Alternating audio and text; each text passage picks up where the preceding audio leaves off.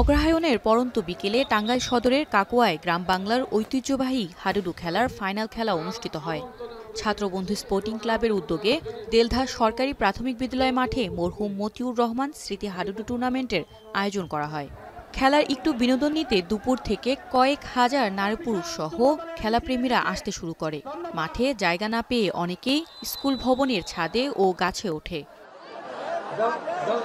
খেলাপ্রেমী ও খেলোয়াড়রা বলছে, পড়াশোনা ও অন্যান্য পেশার পাশাপাশি নিজেকে সুস্থ স্বাভাবিক রাখতে খেলাধুলার প্রয়োজন রয়েছে।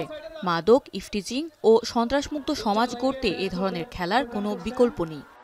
এই খেলা গ্রাম বাংলার প্রাণচঞ্চল ফিরিয়ে আনছে। আবার এই কাকুয়া ইউনিয়ন জাগ্রত হয়েছে।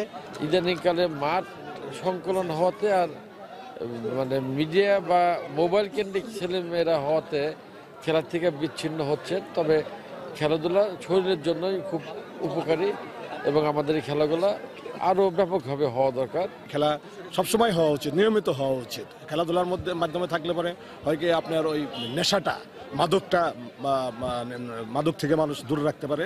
আমাদের হারানো ক্রীড়া ঐতিহ্যগুলো আবার মাঠে ফিরবে, জনগণ সেগুলো উপভোগ করতে পারবে। এরকম খেলা যেন সুশৃঙ্খলভাবে বাংলাদেশের বিভিন্ন জায়গায় যেন এরকম টুর্নামেন্ট হয়।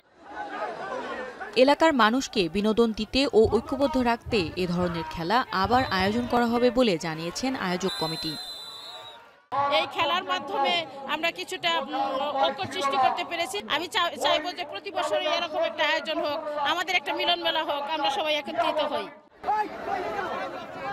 50 মিনিটের খেলায় অমরপুর 2-1 সেটে কোটবাড়ি দলকে পরাজিত করে। এখন টাঙ্গাইল।